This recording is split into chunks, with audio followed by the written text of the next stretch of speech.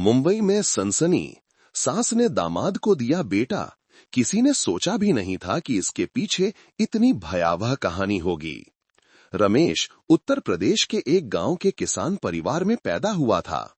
बचपन से ही वो खेतों, धान और भैंसों के बीच पला बढ़ा था, ये सोचते हुए कि उसकी जिंदगी सुबह खेत जाने और शाम को घर लौटने के इसी चक्कर में कट जाएगी। लेकिन जब उसने अपने हमउम्र दोस्तों को शहर जाकर अपनी किस्मत आजमाते देखा, तो उसके मन में भी अपनी जिंदगी बदलने की इच्छा जगी। कई रातों की बेचैनी के बाद उसने अपना सामान बांधा और मुंबई चला आया, इस उम्मीद में कि वो रोजी रोटी कमाने के साथ साथ कोई नया रास्ता खोज लेगा। उस समय मुंबई में निर्माण कार्य जोरों पर था, औद्योगिक क्षेत्र तेजी से बढ़ रहे थे। रमेश ने पहले एक सहायक के रूप में काम शुरू किया और फिर किराए पर माल ढोने वाली गाड़ी चलाने लगा। अपनी मेहनत, ईमानदारी और लगन की वजह से वो जल्द ही लोगों का प्रिय बन गया। इसी भीड़भाड़ वाले शहर में किस्मत उसे सुनीता से मिलाया, जो पास की एक गारमेंट फैक्ट्री में सिलाई का काम करती थी। सुनीता छोटे कद की, सांवली और स्वस्थ त्वचा वाली थी और उसके चेहरे पर एक भोली सी मुस्कान हमेशा रहती थी। वो कोई अप्सरा नहीं थी, लेकिन उसकी सादगी और सौम्यता में एक अलग ही आकर्षण था। रमेश की सुनीता से पहली मुलाकात तब हुई जब वो बाजार से लौट रही थी और निर्माण स्थल के पास से गुजरी। इसके बाद जब भी वे एक दूसरे को देखते, उनके दिलों में एक अजीब सी हलचल होती। जल्द ही दोनों ने एक दूसरे को समझना शुरू कर दिया। सुनीता का परिवार भी कोई अमीर नहीं था।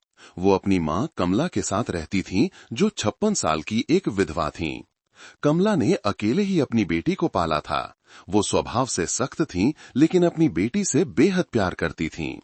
जब उन्होंने सुनीता और रमेश के बारे में सुना, तो पहले तो वो झिझकीं। डर था कि उनकी बेटी को दुख न उठाना पड़े, लेकिन उस मेहनती और ईमानदार लड़के को देखकर उनका दिल कुछ हद तक शांत हो गया। रमेश और सुनीता की शादी बिना किसी धूमधाम के हुई। बस कुछ करीबी रिश्तेदारों और पड़ोसियों के साथ एक छोटा सा भोज था, लेकिन हर किसी ने उन्हें आशीर्वाद दिया। उस दिन रमेश को विश्वास था कि अब उसकी जिंदगी बदल जाएगी। मुंबई की एक छोटी सी गली में 3 कमरों का पुराना घर अब उस युवा जोड़े का आशियाना बन गया था। कमला उनके साथ रहती थीं, जो उनके लिए एक सहारा भी थीं और परिवार का हिस्सा भी। रमेश सुबह से शाम तक काम करता, सुनीता सिलाई कारखाने में मेहनत करती और शाम को दोनों मां के साथ खाना खाते। जीवन सादा था, अभावों से भरा था, लेकिन हंसी खुशी से भरपूर था। लेकिन ये खुशी बस कुछ साल ही टिक सकी। लोगों ने नोटिस करना और कानाफूसी करना शुरू कर दिया। शादी को इतना समय हो गया, अभी तक बच्चा क्यों नहीं हुआ, या पति पत्नी में कोई समस्या है। सुनीता भी 20 साल की ही थी। शादी के बाद वो भी घर में एक बच्चे की किलकारी सुनना चाहती थी, लेकिन खुशखबरी का इंतजार खत्म ही नहीं हो रहा था। वो जितनी चिंतित होती, अफवाहों का दबाव उतना ही बढ़ता जाता। शुरुआत में रमेश बस हंसकर टाल देता, सोचता था कि भगवान जब चाहेंगे बच्चा दे देंगे। लेकिन धीरे धीरे बाजार में आधे मजाक और आधे गंभीर ताने, पड़ोसियों की चुभती नजरें और फैक्ट्री में कानाफूसी ने सुनीता को अंदर से तोड़ दिया। वो कई रातें तकिए में मुंह छिपाकर रोती रहती। रमेश अपनी पत्नी से बहुत प्यार करता था। वो उसे गले लगाकर कहता, कोई बात नहीं, मेरे लिए तुम ही काफी हो, बच्चे तो भगवान की देन है। हम जबरदस्ती तो नहीं कर सकते। लेकिन सुनीता के दिल में सुइयां सी चुभती थीं। कमला भी अब बेचैन होने लगी थीं। उनकी उम्र की सहेलियां नानी दादी बन चुकी थीं और यहाँ उनकी इकलौती बेटी की शादी को लगभग 3 साल हो गए थे। लेकिन घर बच्चों की किलकारियों से सूना था। कभी कभी वो बरामदे में बैठकर दूर तक देखती और गहरी आहें भरती। पड़ोसियों की कही बातें, लगता है कमला की बेटी को बच्चा होने में मुश्किल है, उनके दिल में गहरे घाव कर जाती और एक जुनून में बदल जाती। जब रमेश और सुनीता शांति बनाए रखने की कोशिश कर रहे थे, तो उनकी यही खामोशी अजीब विचारों और नजरों को उनके घर में घुसने का मौका दे रही थी। और यहीं से उस त्रासदी की नींव रखी जाने लगी थी, जिसके बारे में किसी ने नहीं सोचा था कि वो इतनी भयावह होगी और पूरे इलाके को हिलाकर रख देगी। मुंबई की उस शाम कमला के घर की ओर जाने वाली छोटी गली हमेशा की तरह बच्चों के खेलने की आवाज और पड़ोसियों की पुकार से गूंज रही थी।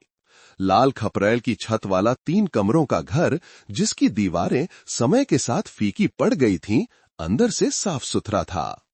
3 लोगों के रात के खाने में अक्सर सब्जी, तली हुई मछली और कुछ टुकड़े मांस के होते थे, लेकिन रमेश के लिए दिन भर की मेहनत के बाद ये सबसे सुकून देने वाला पल होता था। वो काम से घर लौटता तो देखता कि लकड़ी की घिसी पिटी मेज पर खाना लगा हुआ है। सुनीता अपनी फैक्ट्री की धूल भरी पोशाक में फुर्ती से पति के लिए सब्जी और मछली परोसती। कमला मेज के एक सिरे पर बैठी रहती। उनका शरीर भरा पूरा था और आवाज में एक भारीपन था। जब भी वो अपने दामाद को अंदर आते देखती तो आधे मजाक में कहती, इतनी मेहनत करते हो, अपनी सेहत का ध्यान रखो, ज्यादा खाओ ताकि बच्चा पैदा करने की ताकत भी तो हो। ये सुनकर सुनीता का चेहरा लाल हो जाता। वो सिर झुका लेती और उसके हाथ कांपने लगते। रमेश जबरदस्ती मुस्कुराता और जल्दी जल्दी खाना खाने लगता ताकि बात बदल जाए, लेकिन ऐसे ताने अक्सर खाने की मेज पर माहौल को बोझिल बना देते थे। खाने के बाद सुनीता बर्तन साफ करती और रमेश आंगन में पानी की बाल्टी लेकर मुंह धोने जाता। पीले बल्ब की रोशनी नीचे फैल रही थी और गली के बाहर पेड़ों पर झींगुरों की आवाज गूंज रही थी। कमला घर के पीछे गईं, कमर पर हाथ रखकर अंधेरे आसमान को देखते हुए एक और बेमतलब सी बात कह दी जो पत्थर की तरह भारी थी। सामने वाले घर में शादी बाद में हुई थी और आज उनका पहला बच्चा हो गया। पता नहीं हमारे घर की किस्मत कैसी है। सुनीता ने यह सुना तो उसकी आंखों में आंसू भर आए।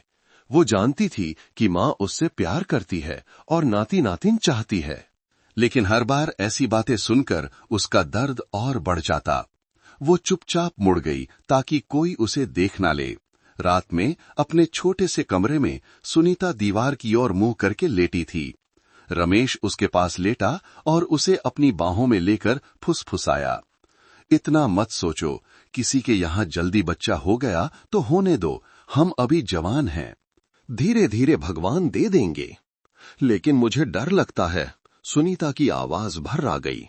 मुझे डर है कि मां निराश हो जाएगी, पड़ोसी हंसेंगे।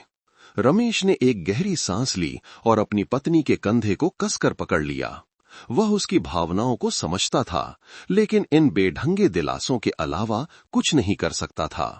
अगले दिन सुनीता जल्दी काम पर चली गई।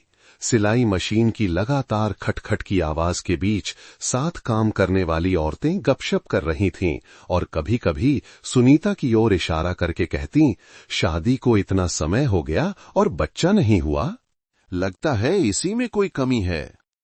आज के जमाने में बिना बच्चे के औरत का कोई मान नहीं होता। सुनीता चुप रहती, उसका चेहरा पीला पड़ जाता और वो बस तेजी से सिलाई करने में लग जाती। उसके दिल में शर्म का बोझ बढ़ता जा रहा था। शाम को रमेश एक नुक्कड़ की चाय की दुकान पर अपने कुछ दोस्तों के साथ बैठा था। वे हंस मजाक कर रहे थे, लेकिन किसी ने बेफिक्री में पूछ लिया, ए रमेश, कब अपने बच्चे को गोद में खिलाएगा? रमेश जबरदस्ती मुस्कुराया और अपनी शर्म को निगलने की कोशिश की। वो चुपचाप सिगरेट पीने लगा। उसकी आंखें दूर तक देख रही थीं और मन में उथल पुथल मची थी। घर पर कमला फिर से बरामदे में गुमसुम बैठी थीं। पड़ोस के बच्चों को कंचे खेलते हुए देख रही थीं। उनकी आंखों में एक गहरी चाहत और एक अनकही झुंझलाहट थी। रात में वो अक्सर लंबी आहें भरतीं, जैसे उनके दिमाग में कोई ऐसी बात चल रही हो जिसे कोई समझ नहीं सकता। सुनीता धीरे धीरे खामोश होती जा रही थी। उसने हंसना, बोलना और बाहर निकलना कम कर दिया था। हर शाम उसकी आंखें खाली आंगन को देखती रहतीं, जहां इस समय एक बच्चे को मां कहकर दौड़ना चाहिए था, और रमेश बाहर से शांत दिखने की कोशिश करता, लेकिन अंदर से दबाव हर दिन कसता जा रहा था। वो समझ गया था कि उसका परिवार एक मुश्किल रास्ते पर चल रहा है और आगे और भी परेशानियां आने वाली हैं। महीनों की चिंता में जीने के बाद सुनीता ने आखिरकार अपनी एक सहकर्मी की सलाह पर मुंबई के एक महिला अस्पताल में जांच कराने का फैसला किया। उस सुबह रमेश ने काम से छुट्टी ली और अपनी पत्नी को ले गया। दोनों अस्पताल के गलियारे में बैठे थे। उमस भरी गर्मी से पसीना आ रहा था, लेकिन उनका दिल उससे भी ज्यादा बेचैन था। सुनीता ने अपने पति का हाथ कसकर पकड़ रखा था। उसकी आंखों में डर था। रमेश ने पत्नी को देखकर जबरदस्ती मुस्कुराया। बस तसल्ली के लिए जांच करा रहे हैं, कोई बीमारी होगी तो इलाज करा लेंगे, नहीं तो और भी अच्छा। सुनीता ने बस सिर हिलाया, लेकिन उसके होंठ कसकर भिंजे हुए थे और दिल तेजी से धड़क रहा था। 1 घंटे बाद डॉक्टर ने उन्हें अंदर बुलाया। जांच के बाद अधेड़ उम्र के डॉक्टर ने दस्ताने उतारते हुए धीरे से कहा, तुम्हारा गर्भाशय थोड़ा कमजोर है और अंडाशय ठीक से काम नहीं कर रहा है। अगर तुम बच्चा चाहती हो तो सामान्य से ज्यादा मुश्किल होगी। तुम्हें धैर्य के साथ इलाज कराना होगा, लेकिन फिर भी कोई गारंटी नहीं है। ये शब्द सुनीता के दिल पर चाकू की तरह लगे। वह सुन्न हो गई। उसकी आंखें भर आईं। रमेश उसके बगल में बैठा था। उसके हाथ ठंडे पड़ गए और दिल भारी हो गया। उसने शांत रहने की कोशिश की, डॉक्टर को धन्यवाद दिया और अपनी पत्नी को बाहर ले आया। रास्ते में सुनीता अपने पति के कंधे पर सिर रखकर रो पड़ी। मुझ में ही कमी है। मैं एक अच्छी पत्नी, एक अच्छी बहू नहीं बन सकती। रमेश ने अपनी पत्नी के कंधे को कसकर पकड़ लिया और भर्राई आवाज में कहा, ऐसा मत कहो। मैंने तुमसे प्यार के लिए शादी की है, बच्चे के लिए नहीं। बच्चा हो तो अच्छा, नहीं तो हम साथ रहेंगे। समझी? लेकिन सुनीता जानती थी कि ये दिलासे उसके दिल के खालीपन को नहीं भर सकते। उसे अपनी मां की जांचती नजरें, पड़ोसियों की बातें और फैक्ट्री की औरतों की हंसी याद आ रही थी। सब कुछ उसे निराशा में डुबो रहा था। जब वे घर पहुंचे तो कमला इंतजार कर रही थीं। अपनी बेटी का चेहरा देखकर उन्होंने अनुमान लगा लिया कि कुछ ठीक नहीं है। रात के खाने के बाद वो चुपचाप सुनीता को कमरे में ले गईं।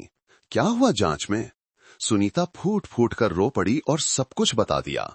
कमला सुन्न हो गईं और उनका चेहरा बदल गया। वो कुछ देर चुप रहीं, फिर एक गहरी सांस लेकर बोलीं, किस्मत कितनी क्रूर है। मेरी बेटी इतनी जवान है और उसे इतना दुख झेलना पड़ रहा है। उन्होंने अपनी बेटी को गले लगा लिया। उनकी आंखों में आंसू थे, लेकिन उनकी आंखों की गहराई में एक अजीब सी चमक थी जिसे समझना मुश्किल था। उस रात कमला बहुत देर तक बरामदे में बैठी रहीं। उस कमरे से आती पीली रोशनी को देखती रहीं जहां रमेश और सुनीता बातें कर रहे थे। उन्होंने कड़वी चाय का एक घूंट लिया। उनके मन में अजीब विचार उमड़ रहे थे। कमरे में रमेश सुनीता को गले लगाकर फुसफुसा रहा था, चाहे कुछ भी हो, मैं हमेशा तुम्हारे साथ हूं। डरो मत।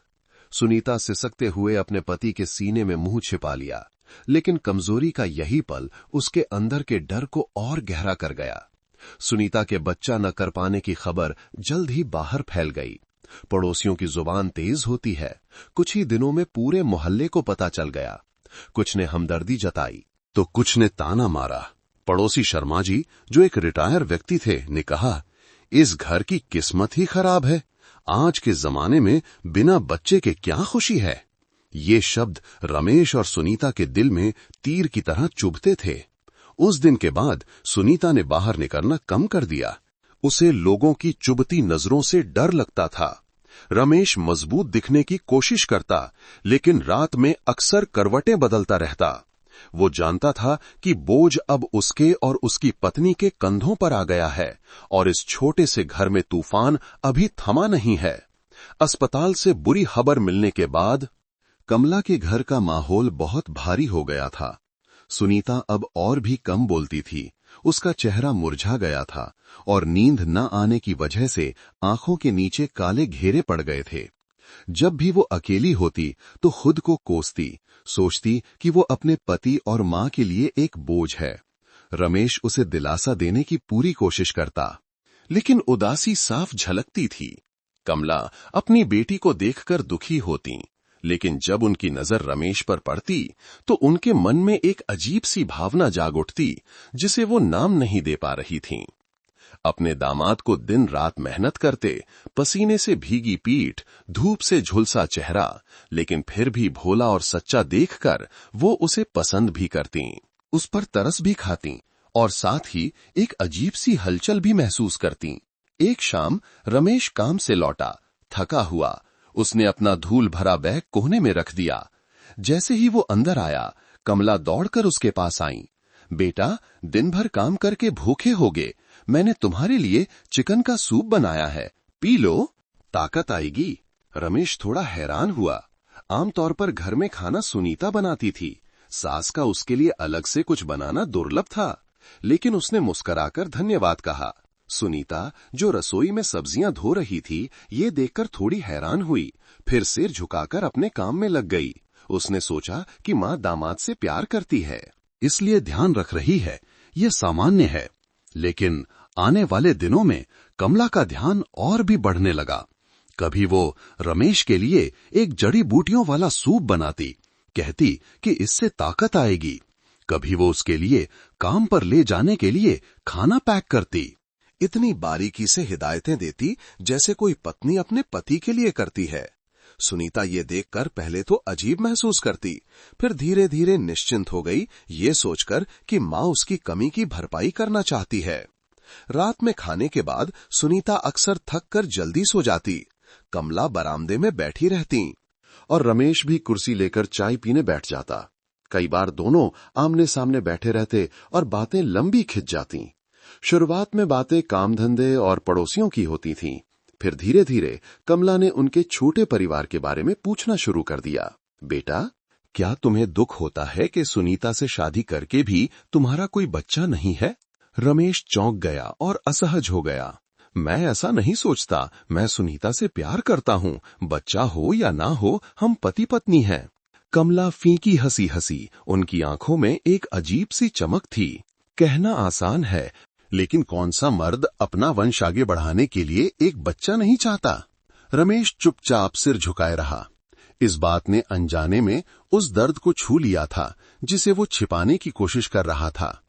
अगले दिन सुनीता ओवरटाइम के लिए रुक गई। घर पर सिर्फ कमला और रमेश थे। वो रमेश के लिए ठंडी खीर का कटोरा लेकर आई और मेज पर रखते हुए प्यार से बोली, खा लो बेटा, मेहनत करने वाले को अपनी सेहत का ध्यान रखना चाहिए, नहीं तो बीमार पड़ जाओगे। रमेश ने झिझकते हुए धन्यवाद कहा, लेकिन जिस पल कमला ने कटोरा नीचे रखा, उनका हाथ अनजाने में उसके हाथ से छू गया। ये एक हल्का सा स्पर्श था, लेकिन रमेश की रीढ़ में एक सिहरन दौड़ गई और उसका दिल तेजी से धड़कने लगा। उसने अपना हाथ पीछे खींच लिया, वो घबरा गया था। उस पल कमला की आंखों में कुछ अलग था। वो एक सास का अपने दामाद के लिए सामान्य स्नेह नहीं था। उस रात रमेश करवटें बदलता रहा। अंधेरे में उसने अपनी ओर मुड़कर सो रही सुनीता को देखा। उसकी पत्नी के चेहरे पर थकान साफ झलक रही थी। उसने आंखें बंद करके अपनी सास की अजीब नजरों को भूलने की कोशिश की, लेकिन वो छवि उसे परेशान करती रही और उसकी नींद उड़ गई। फैक्ट्री में सुनीता कभी कभी अपनी सहेलियों को बताती कि माँ आजकल रमेश का बहुत ध्यान रखती है।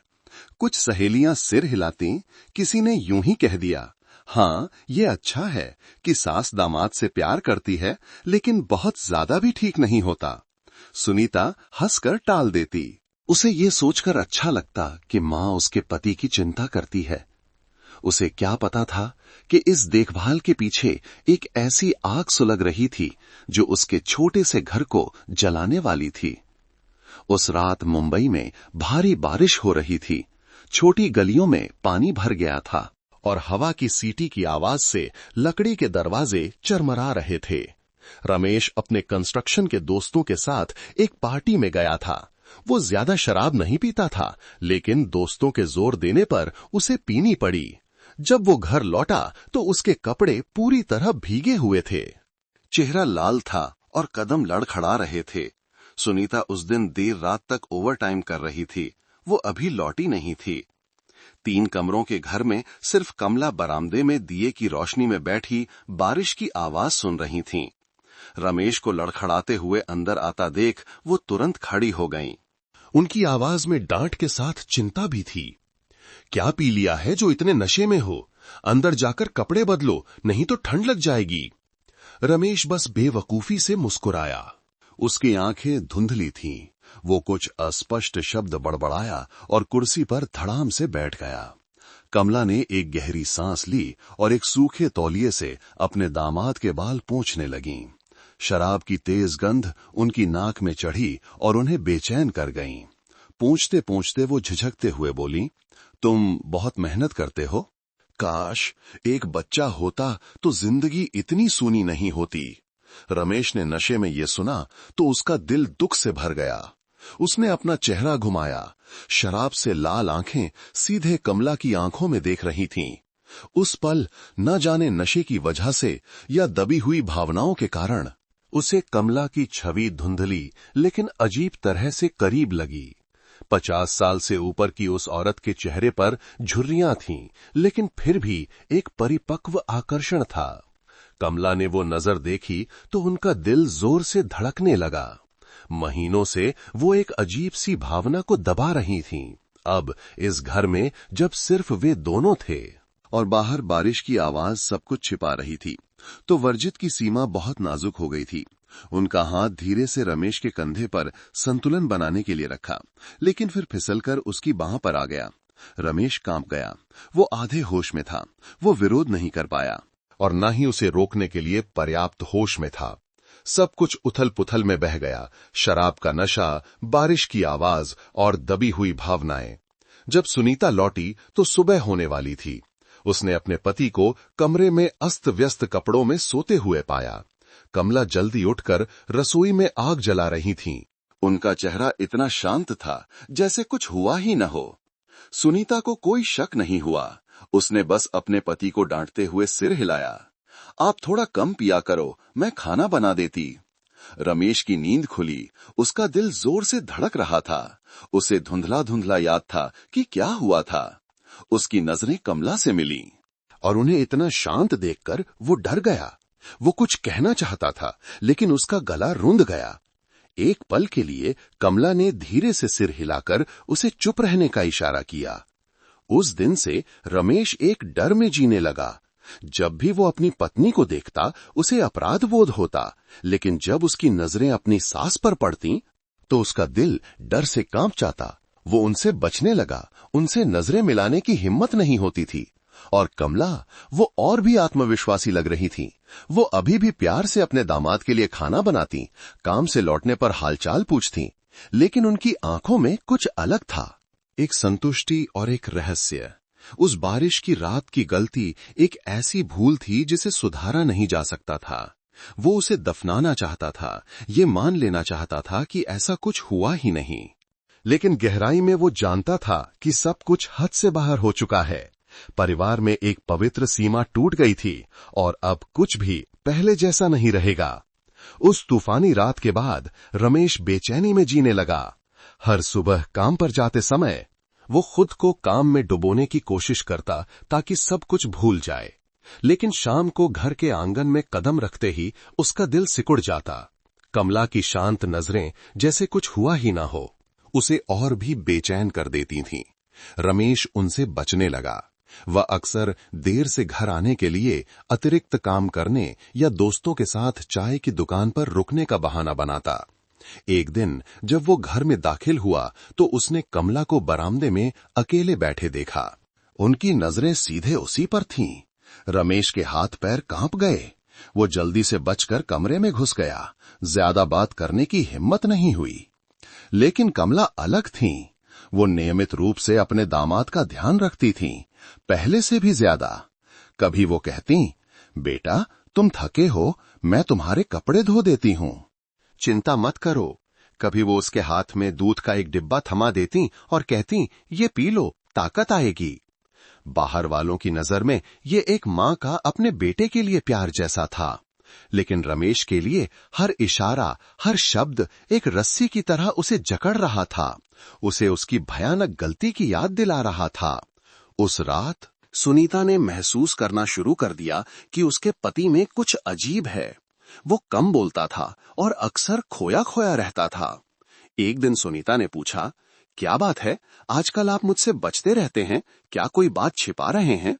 रमेश चौंक गया और जल्दी से इनकार कर दिया, नहीं नहीं, कुछ नहीं, शायद मैं थका हुआ हूं। सुनीता ने अपने पति की आंखों में घबराहट देखी, लेकिन फिर उसने एक गहरी सांस ली और आगे नहीं पूछा।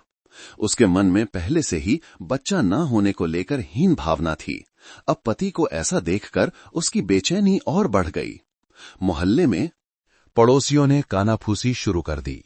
उन्होंने रमेश और उसकी सास को कभी कभी शाम को चाय पीते देखा और कमला का अपने दामाद के प्रति असामान्य ध्यान भी देखा। कुछ कहानियां गढ़ी जाने लगीं। उस घर में दामाद और सास कुछ ज्यादा ही करीब लगते हैं। धीरे बोलो। बदनामी हो जाएगी, लेकिन मुझे भी कुछ अजीब लगता है। ये अफवाहें अभी स्पष्ट नहीं थी, लेकिन ठंडी हवा की तरह घर में घुस रही थी। सुनीता ने भी कभी कभार सुना, लेकिन उसे अपनी माँ और पति पर विश्वास था, इसलिए उसने इसे नजरअंदाज कर दिया। और रमेश हर दिन काम से घर लौटते समय उसे ऐसा लगता जैसे वो एक मकड़ी के जाले में फंस गया हो। एक दिन वो खाना लगा रहा था, कमला पास में बैठी और एक रहस्यमयी बात कह दी। एक बहादुर आदमी को अपना वादा और जिम्मेदारी निभानी चाहिए। जो भी हो उसे मिलकर सामना करना चाहिए, भागना नहीं चाहिए। रमेश ने ये सुना तो उसके पसीने छूट गए। वो समझ गया कि वो उस बारिश की रात की बात को एक चेतावनी के रूप में याद दिला रही हैं। रात में जब सुनीता सो जाती, रमेश अक्सर जागता रहता। बगल में पत्नी की हल्की खर्राटों की आवाज उसे और भी दोषी महसूस कराती। उसे कमला की नजरें याद आती, आधी नर्म आधी अधिकारपूर्ण, एक अदृश्य धागे की तरह उसे बांधे हुए। वो सुनीता को सब कुछ बताकर अपना मन हल्का करना चाहता था, लेकिन जब भी वो इसके बारे में सोचता उसका गला रुंध जाता। उसे इस छोटे से परिवार को तोड़ने का डर लगता। सुनीता अभी भी कुछ नहीं जानती थी। वो नियमित रूप से काम पर जाती, ये विश्वास करते हुए कि घर में सब कुछ एक अस्थायी कठिनाई है, लेकिन उसका यही विश्वास रमेश को और भी दलदल में धकेल रहा था। और कमला, वो दिन ब दिन और भी सामान्य व्यवहार करने लगीं। कभी कभी तो वो अपने दामाद को ऐसे आदेश देती जैसे उनके हाथ में कोई बड़ा रहस्य हो, और उस सामान्यता से एक गुप्त साजिश आकार लेने लगी। एक ऐसी साजिश जो पहले से ही बोझिल जीवन को एक बुरे सपने में बदलने वाली थी, जिसका कोई अंत नहीं था। समय बीतता गया। मुंबई में गर्मियों की सुबहें तेज धूप से जल रही थीं। रमेश नियमित रूप से निर्माण स्थल पर जाता रहा। सुनीता सिलाई कारखाने में मेहनत करती रही और कमला चुपचाप घर के कामों में लगी रही। ऐसा लग रहा था जैसे सब कुछ शांत हो गया है। लेकिन एक दिन एक बड़ी घटना घटी। उस दिन कमला बाजार से लौट रही थीं। उनके हाथ में भारी सामान था और वो धीरे धीरे चल रही थीं। चलते चलते उन्हें चक्कर आ गया और उन्हें सड़क के किनारे एक खंभे का सहारा लेना पड़ा। पड़ोसियों ने ये देखा तो दौड़कर उन्हें संभाला। एक ने मुंह से निकाल दिया, आजकल आप कुछ अलग लग रही हैं। चेहरा खिला खिला है, लेकिन थकी हुई भी लगती हैं। कहीं कोई खुशखबरी तो नहीं है? ये मजाक में कही गई बात कमला को चौंका गई। उस रात सोचने के बाद वो चुपके से जांच के लिए गईं और परिणाम आग में घी डालने जैसा था। वो गर्भवती थीं। 56 साल की एक औरत जो सालों से विधवा थी, अब गर्भवती थी। ये खबर दो धारी तलवार की तरह थी। कमला ने अल्ट्रासाउंड रिपोर्ट को कांपते हाथों से पकड़ा। उनकी आंखों में एक अजीब खुशी के साथ साथ चिंता भी थी, लेकिन चिंता जल्द ही एक दूसरी भावना, संतुष्टि से ढक गई, क्योंकि वो अच्छी तरह जानती थीं कि ये बच्चा उस तूफानी रात का परिणाम है जो उन्होंने अपने दामाद के साथ बिताई थी। कुछ दिनों बाद खबर जंगल की आग की तरह फैल गई। लोग पूरे मोहल्ले में कानाफूसी करने लगे। सुना है कमला गर्भवती है। हे भगवान, वो 56 साल की हो गई हैं। अब क्या बच्चा पैदा करेगी? पता नहीं बच्चे का बाप कौन है। ये अविश्वसनीय है। रमेश ने ये खबर सुनी तो उसके हाथ पैर कांप गए। वो सुन्न हो गया, जैसे उस पर बिजली गिर गई हो। उसके दिमाग में बस एक ही वाक्य गूंज रहा था, ये नहीं हो सकता। लेकिन वो इनकार भी नहीं कर सकता था। वो हर किसी की नजरों से बचता। गली से गुजरते समय सिर झुकाए रहता। सुनीता तो जैसे अपनी सुध-बुध खो बैठी। उसने पड़ोसियों से यह सुना तो उसके कान सुन्न हो गए। उसे विश्वास नहीं हुआ। उस शाम जब तीनों घर में बैठे थे, सुनीता ने पूछा, माँ, मुझे बताओ, क्या ये सच है कि आप गर्भवती हैं? कमला ने सिर उठाया। उनकी आंखों में एक डरावनी शान थी। हाँ, ये सच है, ये भगवान का आशीर्वाद है, ये बच्चा पूरे घर के लिए खुशी लाएगा। सुनीता सन्न रह गई। वो कांपते हुए अपना चेहरा ढककर सिसकने लगी। और रमेश पास में बैठा था। उसका दिल जैसे किसी ने निचोड़ दिया हो। वो कबूल करना चाहता था, लेकिन उसका गला रुंध गया। उसने कमला की ओर देखा और उनके हल्के से सिर हिलाने और ठंडी चेतावनी भरी नजरों को पकड़ा। उस दिन से उस छोटी सी गली में शांति नहीं रही। सुनीता जहां भी जाती उसे काना फूंसी सुनाई देती। लोग उसे दया, जिज्ञासा और तिरस्कार की मिली-जुली नजरों से देखते। किसी बदमिजाज ने कह दिया, ये घर वाकई अजीब है। बेटी को बच्चा नहीं हो रहा और माँ का पेट निकल आया है। सुनीता यह सुनकर बाजार में ही बेहोश हो गई। लोग उसे घर ले आए। रमेश घबरा गया। पत्नी को संभालते हुए उसका दिल टूट रहा था। उस रात सुनीता रोते रोते बेहाल हो गई और रमेश मूर्ति की तरह चुप बैठा रहा। वो समझ गया था कि जिस पल से कमला गर्भवती हुई हैं, सारे रहस्य एक लटकती तलवार बन गए हैं। चाहे वो कितना भी भागे, सच एक दिन सामने आ ही जाएगा और तब उसकी और सुनीता की नाजुक खुशी निश्चित रूप से बिखर जाएगी। जिस दिन से कमला का पेट दिखने लगा, वो शांत घर एक आग का गोला बन गया। सुनीता भारी दिनों में जी रही थी। काम पर सहकर्मी पीठ पीछे फुसफुसाते, घर पर पड़ोसी घूरते। वो युवा लड़की जो पहले से ही बच्चा न होने के कारण हीन भावना से ग्रस्त थी, अब उसे एक और बड़े झटके का सामना करना पड़ रहा था। उसकी अपनी मां 56 साल की उम्र में गर्भवती थी। एक दोपहर जब गली में झिंगरों की आवाज गूंज रही थी, सुनीता कमरे में सुन्न बैठी थी। उसकी आंखों से आंसू बह रहे थे। रमेश ने उसे खाना खाने के लिए मनाने की कोशिश की, लेकिन वो एक निवाला भी नहीं निगल सकी। अंत में उसने खाने की थाली हटा दी और भर्राई आवाज में कहा, मैं अब और सहन नहीं कर सकती माँ गर्भवती हैं। लेकिन बच्चे का पिता कौन है? उन्हें विधवा हुए इतने साल हो गए, ये मत कहना कि उनका बाहर किसी से संबंध है। रमेश चौंक गया। उसके पसीने छूट गए। वो हकलाया, ये बात? वो अपनी बात पूरी भी नहीं कर पाया था कि बरामदे से कमला अंदर आ गई। उनका चेहरा भावहीन था। सुनीता, तुम मुझसे क्या पूछ रही हो? सुनीता खड़ी हो गई। उसकी आंखें लाल थीं। वो कांपते हुए और गुस्से में थी। मां, मुझे बताओ कि तुम्हारे पेट में जो बच्चा है, उसका पिता कौन है? तुम मुझसे कब तक छिपाओगी? सन्नाटा छा गया। कमला ने अपनी बेटी को देखा। एक पल के लिए घबराई, फिर उनकी नजरें कठोर हो गईं। वो फीकी हंसी हंसी। तुम्हें ये जानने की जरूरत नहीं है। बस ये समझ लो कि ये भगवान का आशीर्वाद है। ये बच्चा पूरे घर में खुशी लाएगा। नहीं, सुनीता चिल्लाई। मुझे जानना है। तुम मुझे इस तरह धोखा नहीं दे सकती। मैं इतनी बेवकूफ नहीं हूं कि समझ न सकूं। सुनीता की नजरें अचानक रमेश पर रुक गईं। पिछले कुछ महीनों में उसके पति का अजीब व्यवहार, पड़ोसियों की कानाफूसी, सब कुछ एक साथ जुड़ गया। वो कांपते हुए बोली, ये मत कहना कि बच्चे का पिता। रमेश ने सिर झुका लिया और चुप रहा। उसकी खामोशी सुनीता के दिल में एक चाकू की तरह चुभ गई। वो चौंक कर घुटनों के बल गिर पड़ी। उसकी आंखों से आंसू बहने लगे। कमला आगे बढ़ी। उनकी आवाज लड़खड़ाई लेकिन गर्व से भरी थी। हाँ, तुमने सही अनुमान लगाया। रमेश इस बच्चे का पिता है। यही सच है। सुनीता चीख पड़ी। उसकी रोने की आवाज जैसे छत को चीर रही थी। हे भगवान, मां, तुमने मेरे साथ ऐसा क्यों किया? तुमने मुझे धोखा क्यों दिया? उसकी रोने की आवाज पूरे मोहल्ले में फैल गई। पड़ोसी दौड़कर आए। कुछ गेट पर खड़े हो गए, कुछ कानाफूसी करने लगे। एक ही रात में पूरा मोहल्ला मधुमक्खी के छत्ते की तरह भिनभिनाने लगा। लोग फुसफुसाते, कोसते, अनैतिक संबंध। ऐसी बात कभी नहीं सुनी। बेचारी सुनीता रोते चिल्लाते हुए बाहर भागी। मेरा अब कोई मुंह नहीं रहा। मेरी मां, मेरे पति, तुम दोनों ने मुझे बर्बाद कर दिया। लोग उसे रोकने के लिए जमा हो गए, लेकिन उनकी आंखों में सिर्फ दया थी। रमेश उसके पीछे भागा। उसकी पत्नी का हाथ पकड़ने की कोशिश की, लेकिन उसने झटक दिया। उसकी आंखों में नफरत थी। मुझे मत छुओ, तुमने और मां ने मेरे विश्वास को मार दिया है। उस रात वो घर नरक जैसा लग रहा था। रमेश अंधेरे में सिर झुकाए बैठा था। शर्म से दबा हुआ कमला अपने गर्भवती पेट को सहला रही थीं। उनकी आंखों में अभी भी एक चुनौती थी।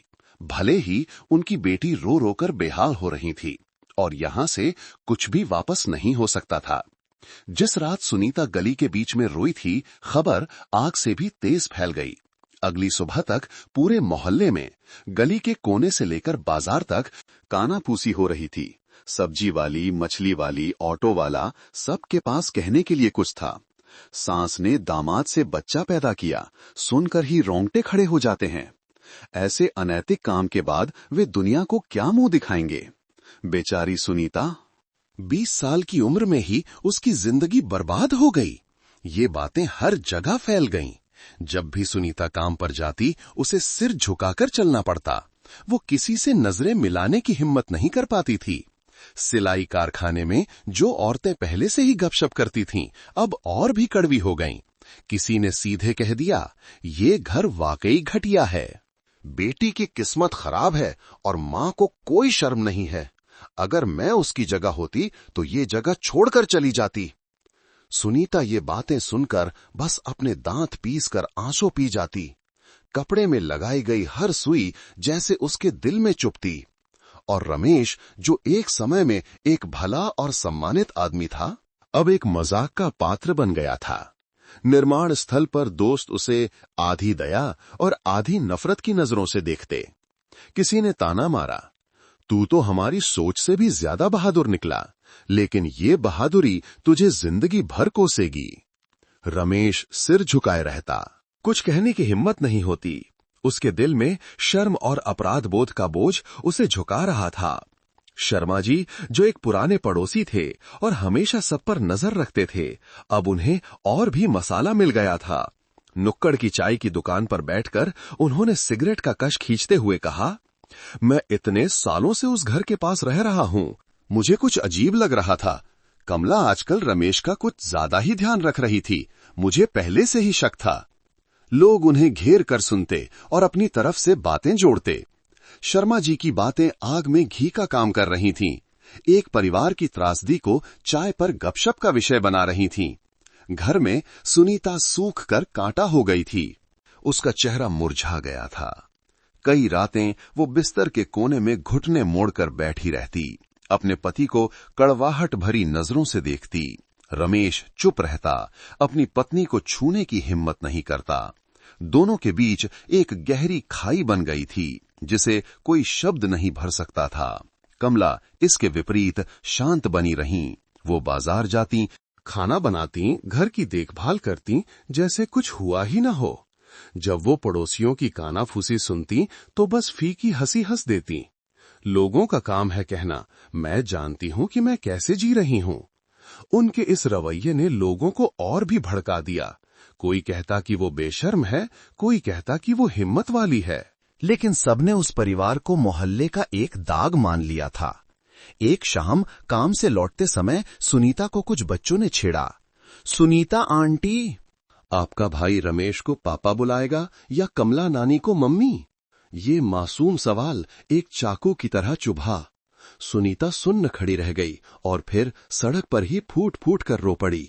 बड़े लोगों ने जल्दी से बच्चों को हटाया, लेकिन उनकी आंखों में भी दया थी। उस रात सुनीता अपने पिता की तस्वीर के सामने घुटने टेककर, अगरबत्ती जलाकर सिसकते हुए रोई। पापा, अगर आप जिंदा होते तो आप क्या करते जब आप देखते कि मां और मेरे पति ने मुझे धोखा दिया है? मैं अब कैसे जीऊं पापा? अगरबत्ती का धुआं ऊपर उठ रहा था, जैसे उसका दर्द कोई रास्ता नहीं खोज पा रहा हो। रमेश दरवाजे के बाहर खड़ा था। अपनी पत्नी को तड़पते हुए देखकर उसका दिल टूट रहा था। वो अंदर जाना चाहता था, कुछ कहना चाहता था, लेकिन उसके पैर पत्थर की तरह भारी हो गए थे। बाहर लोगों की बातें और भी तेज हो रही थीं, और यही दबाव उस पहले से ही टूटे हुए घर पर एक और हथौड़ा मारने वाला था, जिससे त्रासदी और भी बढ़ जाएगी। अगले कुछ दिनों में 3 कमरों का वो घर एक भूतिया खामोशी में डूब गया। सुनीता सूख कर कांटा हो गई थी, उसकी आंखें धंस गई थीं और वो अक्सर बिना कुछ कहे सुने रहती। रमेश जब भी अपनी पत्नी को देखता, उसे लगता जैसे उसके दिल में हजारों सुइयां चुभ रही हों।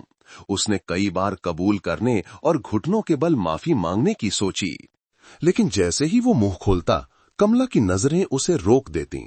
वो नजरें ठंडी और सख्त थीं, एक धमकी की तरह। मुंह मत खोलना, नहीं तो ये पूरा घर बिखर जाएगा। एक रात जब सुनीता बिस्तर के कोने में सिमटी बैठी थी, रमेश धीरे से पास आया। उसकी आवाज कांप रही थी।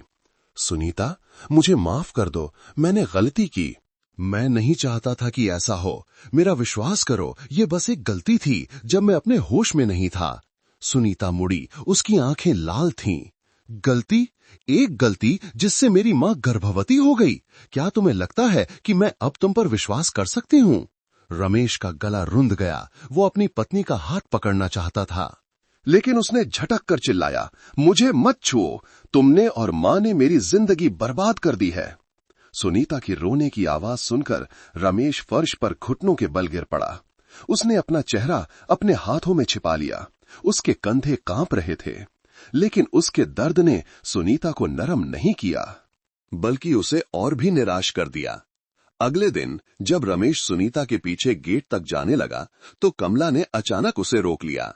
उनकी आवाज धीमी लेकिन हर शब्द पर जोर देते हुए थी। तुम उसे सब कुछ बताने जा रहे हो, है ना? रमेश का चेहरा पीला पड़ गया। उसने सिर हिलाया। मैं अब और सहन नहीं कर सकता। मैं सुनीता को और दुख नहीं दे सकता।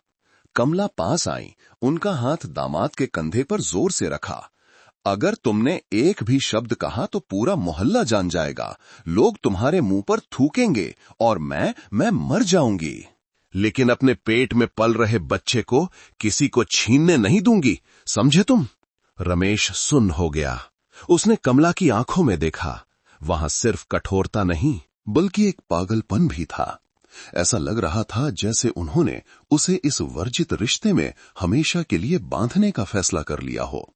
सुनीता अभी भी इन गुप्त बातों से अनजान थी।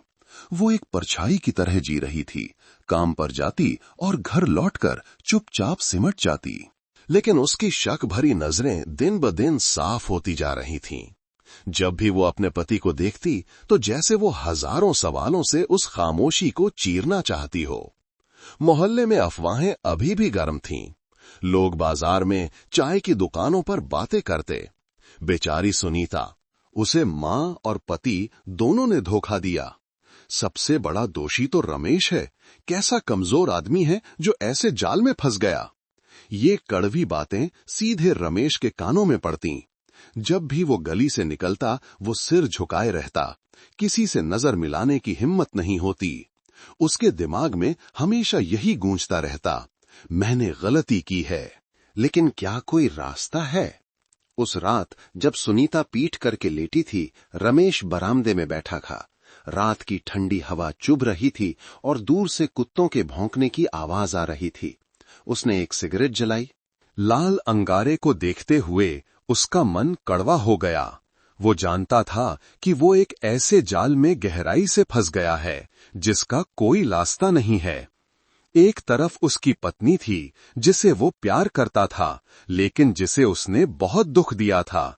दूसरी तरफ उसकी सास थी जो एक जानलेवा रहस्य को पकड़े हुए थी और उसका इस्तेमाल उसे हर दिन बांधने के लिए कर रही थी। और इस बेबसी में रमेश केवल चुपचाप सह सकता था, लेकिन उसकी खामोशी कुछ भी नहीं बचा रही थी, बल्कि सुनीता को उससे और दूर कर रही थी और कमला को और भी आगे बढ़ा रही थी। आने वाले महीनों में कमला का घर एक ठंडी कब्र जैसा हो गया। सुनीता अब रमेश से बात नहीं करती थी, बस चुपचाप घर का काम करती और फिर बिस्तर पर लेटकर रोती रहती। रात में वो दीवार की ओर मुंह करके सो जाती, जबकि उसका पति पास में गुमसुम बैठा रहता। उसके दिल में एक सुखी परिवार की सारी उम्मीदें टूट चुकी थीं। एक सुबह जब मुर्गे ने बांग दी, सुनीता ने चुपचाप कुछ कपड़े एक छोटे से बैग में रखे। उसने मेज पर बैठकर एक छात्र की कॉपी के पन्ने पर कांपते हुए कुछ पंक्तियां लिखीं। रमेश, मुझमें अब और सहने की ताकत नहीं है। मां ने मुझे धोखा दिया, तुमने भी मुझे धोखा दिया, मैं जा रही हूं ताकि तुम दोनों अपनी पसंद के साथ आजाद रह सको। मुझे मत खोजना, मेरे बारे में मत सोचना। मैं थक गई हूं। पत्र को मोड़कर उसने उसे मेज पर रखा और चुपचाप गली की ओर चल पड़ी। सुबह की हल्की रोशनी छत पर पड़ रही थी और सुबह की हवा में दूर से कुत्तों के भौंकने की आवाज आ रही थी। किसी को पता नहीं चला कि सुनीता चली गई है, उस घर में एक खालीपन छोड़कर जो पहले से ही अंधेरे से भरा था। जब रमेश उठा तो उसने बिस्तर खाली पाया। उसने कई बार आवाज दी लेकिन कोई जवाब नहीं आया। वो बरामदे में भागा और मेज पर पत्र देखा। उसे पढ़कर उसका दिल सिकुड़ गया, उसके पैर कांपने लगे। वो छोटा सा पत्र एक चाकू की तरह सीधे उसके दिल में चुभ गया था। वो तुरंत अपनी पत्नी को खोजने के लिए हर जगह भागा। गली के कोने से लेकर मोहल्ले के अंत तक पूछा, लेकिन किसी को नहीं पता था कि वो कहां गई है। सुनीता के घर छोड़ने की खबर जल्दी ही फैल गई और पड़ोसियों को बात करने का एक और मौका मिल गया। उसे जाना ही था, उस घर में और रहती तो गुस्से और दुख से मर जाती। बेचारी लड़की, इतनी कम उम्र में उसकी जिंदगी बर्बाद हो गई। किसी ने तो ये भी कह दिया, कहीं उसने आत्महत्या तो नहीं कर ली। इन अफवाहों ने रमेश को पागल कर दिया। वो हर जगह गया, बस स्टैंड, बड़े बाजार, यहां तक कि सिलाई कारखाने में सहकर्मियों से भी पूछा, लेकिन कोई खबर नहीं मिली। रात में वो बरामदे के पास बैठा, सिर पकड़े हुए, उसकी आंखें बेजान थीं। इस बीच कमला शांत बनी रहीं। रमेश को परेशान देखकर उन्होंने बस इतना कहा, चिंता मत करो, वो गई है तो वापस भी आ जाएगी। एक औरत बिना सहारे के ज्यादा दिन नहीं रह सकती, आखिर में घर ही लौटेगी। लेकिन उनकी यही शांति रमेश का दम घोट रही थी। वो उनकी ओर मुड़ा और गुस्से से बोला, ये सब आपकी वजह से हुआ है। अगर वो रात ना होती, अगर ये बच्चा ना होता, तो सुनीता कभी नहीं जाती। कमला ने सीधे अपने दामाद की आंखों में देखा। उनके चेहरे पर गुस्सा और चालाकी दोनों थी। दोष मत दो, तुम भी इस मामले से बच नहीं सकते। ये बच्चा तुम्हारा खून है, क्या तुम इससे इनकार कर सकते हो? रमेश के पास कोई शब्द नहीं थे। वो बस अपनी मुट्ठियां इतनी जोर से भींच सका कि खून निकल आया। निराशा, अपराध बोध और नफरत ने उसे जंजीरों की तरह जकड़ लिया था। पूरा मोहल्ला फिर से चर्चाओं से गूंज उठा। कोई सुनीता पर तरस खाता, कोई रमेश को कायर कहता और कोई कमला को बेशर्म कहकर कोसता। हर बात एक और घाव पर नमक छिड़कने जैसी थी। उस रात रमेश अकेले बरामदे में बैठा था। ठंडी हवा चल रही थी। वो अंधेरी गली को देख रहा था। उसके दिमाग में बस एक ही सवाल गूंज रहा था, सुनीता, तुम कहां हो? मैं अपनी गलती कैसे सुधारूं? लेकिन जवाब में सिर्फ रात के अंधेरे में झींगुरों की आवाज थी, जो ये संकेत दे रही थी कि आने वाले दिन और भी भयानक होंगे। घर छोड़ने के बाद सुनीता कहीं और नहीं गई, बल्कि चुपचाप बस पकड़कर अपने ननिहाल, जो कि मुंबई के बाहरी इलाके में था, खपरेल की छत वाला वो पुराना घर जहां उसका बचपन बीता था, अब इस तूफान में उसका एकमात्र सहारा था। उसकी मौसी ने सुनीता को दुबला पतला, मुरझाया हुआ चेहरा और लाल आंखें देखकर घबरा गईं। सुनीता, ये क्या हाल बना रखा है? अकेले क्यों आई हो? रमेश कहाँ है? सुनीता रो पड़ी और अपनी मौसी को गले लगाकर सिसकने लगी। फिर उस रात टिमटिमाते दिए की रोशनी में उसने सब कुछ बता दिया। जांच में पता चलने से लेकर कि उसे बच्चा होने में मुश्किल है, मां के अजीब व्यवहार तक, फिर मां के गर्भवती होने और उनके ठंडे कबूलनामे की बात। मौसी ने यह सुना तो उनका चेहरा बदल गया। वो गुस्से से कांपने लगीं। हे भगवान, ऐसी शर्मनाक बात कैसे हो सकती है? मेरी बच्ची, तुम्हारी जिंदगी में ये कैसा मोड़ आ गया? खबर जल्दी ही रिश्तेदारों तक पहुंच गई। अगली सुबह कई मामा और मौसी इकट्ठा हो गए। हर कोई हैरान था और विश्वास नहीं कर पा रहा था। कोई गुस्से में था, कोई सुनीता पर तरस खा रहा था। एक मामा ने मेज पर हाथ पटकते हुए कहा, वो रमेश नीच है। और कमला के बारे में तो कुछ कहने को ही नहीं है। ये हमारे पूरे खानदान के लिए शर्म की बात है। सुनीता बस सिर झुकाए आंसू बहाती रही। उसके दिल में दर्द का पहाड़ था, पति के धोखे का दर्द और अपनी ही मां के द्वारा उसे इस खाई में धकेलने का दर्द। कुछ दिनों बाद रमेश ने हर जगह पूछताछ की और आखिरकार उसे पता चल गया कि सुनीता अपने ननिहाल में है। वो तुरंत बस पकड़कर वहां पहुंचा। जैसे ही वो आंगन में दाखिल हुआ, इससे पहले कि वो कुछ कह पाता, सारे रिश्तेदार उसे घेर कर खड़े हो गए। उनकी आंखों में नफरत थी। एक मामा ने गुस्से से कहा, तुम्हारी यहां आने की हिम्मत कैसे हुई? क्या तुम्हें पता है कि तुमने और तुम्हारी सास ने कितना बड़ा पाप किया है? रमेश ने सिर झुका लिया। उसकी आवाज भर्रा गई। मैं जानता हूं कि मैंने गलती की है। मैं माफी मांगने आया हूं। मैं सुनीता से मिलना चाहता हूं। लेकिन सुनीता घर से बाहर निकली। उसका चेहरा मुरझाया हुआ था, आंखें सूजी हुई थीं। उसने अपने पति को देखा। उसकी आंखों में गहरा दर्द था। मेरे पास तुमसे कहने के लिए कुछ नहीं है, तुम चले जाओ। रमेश आंगन के बीच में घुटनों के बल बैठ गया। उसके हाथ कांप रहे थे। सुनीता, मैं तुमसे भीख मांगता हूं, मुझे एक मौका दो। मैंने सच में गलती की है। लेकिन मैं अभी भी तुमसे प्यार करता हूं। मैं तुम्हें खो नहीं सकता। सारे रिश्तेदार शोर मचाने लगे। कोई उसे कोस रहा था, कोई निराश होकर सिर हिला रहा था। मौसी ने आगे आकर कठोर आवाज में कहा, बस बहुत हुआ।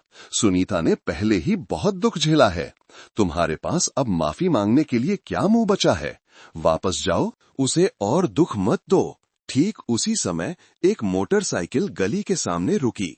कमला नीचे उतरी। उनका शरीर भारी था और पेट साफ दिख रहा था। उन्हें देखते ही सारे रिश्तेदार भड़क उठे। गालियों और कोसने की आवाजें गूंजने लगीं। बेशर्म औरत, तुमने अपनी ही बेटी को शर्मसार कर दिया। देखो तो 50 साल से ऊपर की होकर ये शर्मनाक काम कर रही हो। कमला सुन खड़ी रह गईं। उनका चेहरा सफेद पड़ गया, लेकिन फिर उन्होंने सिर उठाकर फीकी हंसी हंसी। मुझे किसी के फैसले की परवाह नहीं है। मैं बस इतना जानती हूं कि मैं रमेश के बच्चे को जन्म देने वाली हूं। कोई कुछ भी कहे, मैं उसे रखूंगी। सारे रिश्तेदार चिल्ला उठे। गालियों की आवाज गड़गड़ाहट जैसी थी।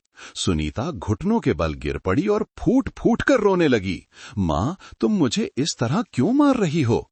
ये अराजक दृश्य एक त्रासदी की तरह सबके सामने था।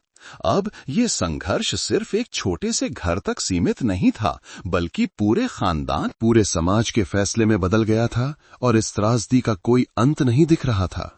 ननिहाल में उस टकराव के कुछ ही दिनों बाद कहानी रिश्तेदारों के दायरे से बाहर निकलकर पूरे मुंबई के उस इलाके में फैल गई। लोग इसे अविश्वसनीय गति से एक दूसरे को बता रहे थे। नुक्कड़ की चाय की दुकान से लेकर बाजार की मछली वाली तक और यहां तक कि बस स्टैंड पर भी हर जगह फुसफुसाहट सुनाई दे रही थी। सुनीता ने अपने पति और घर को छोड़ दिया क्योंकि उसकी मां ने उसके दामाद से बच्चा पैदा कर लिया। ये वाकई चौंकाने वाली बात है। मैंने कभी नहीं सोचा था कि दुनिया में ऐसा भी हो सकता है। बेचारी लड़की। शादी के तुरंत बाद उसे इतनी शर्मिंदगी झेलनी पड़ी। सुनीता जब भी बाहर निकलती, उसे सिर झुकाकर चलना पड़ता। कभी कभी उसे अपना चेहरा दुपट्टे से ढकना पड़ता ताकि लोग उसे घूरे नहीं, लेकिन लोगों की जिज्ञासु नजरें फिर भी उसका पीछा करतीं। सिलाई कारखाने में जो औरतें पहले मजाक करती थीं, अब सुनीता को देखते ही सिर जोड़कर फुसफुसाने लगतीं। कुछ ने दया से सिर हिलाया, लेकिन किसी ने कड़वाहट से कहा, अगर इसमें थोड़ी भी शर्म होती तो यहां काम करने नहीं आती। ये तो जिंदगी भर की बेइज्जती है। सुनीता ये बातें सुनकर उसका दिल दुखता। उसे कई बार चुपके से कारखाने के पीछे जाकर अकेले रोना पड़ता। दया की भावना उसे तिरस्कार से भी ज्यादा चुभती थी। और रमेश, जो एक समय में एक भला और मेहनती राजमिस्त्री था, जिसे कई लोग पसंद करते थे, अब एक कड़वे मजाक का पात्र बन गया था। दोस्त उससे दूर हो गए। कुछ ने तो उसका मजाक भी उड़ाया। कैसा मर्द है जो जिंदगी भर लोगों से कोसा जाएगा, कायर। जब भी रमेश ये सुनता, वो चुप रहता। उसके कंधे झुक जाते। उसमें अब किसी से नजर मिलाने की हिम्मत नहीं थी। वो बस निर्माण स्थल पर या सड़क किनारे की शराब की दुकान में छिपा रहता। शराब के कड़वे घूंट उसे कुछ भी भुलाने में मदद नहीं करते, बल्कि उसके अपराध बोध को और भी गहरा कर देते। इस बीच कमला अभी भी खुलेआम बाजार जाती थीं। उनका पेट दिन ब दिन बड़ा होता जा रहा था। जब लोग पीठ पीछे फुसफुसाते तो वो बस फीकी हंसी हंस देती। मुझे दुनिया की परवाह नहीं है, मेरे पास मेरा बच्चा है, यही काफी है। उनकी यही अकड़ लोगों को और भी गुस्सा दिलाती। लोग आपस में बात करते कि वो बेशर्म है, उस जैसी औरत को कहीं और चले जाना चाहिए।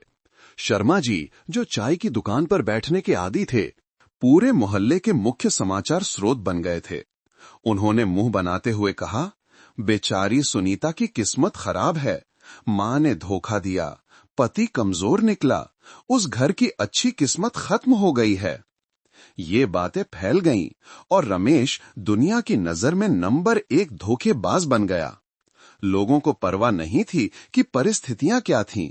सास और दामाद के बच्चे का परिणाम ही उसे जीवन भर के लिए ये लेबल देने के लिए काफी था। सुनीता धीरे धीरे बाहर निकलने से डरने लगी। वो बस अपने ननिहाल के एक कमरे में छिपी रहना चाहती थी, दया और उपहास की नजरों से दूर।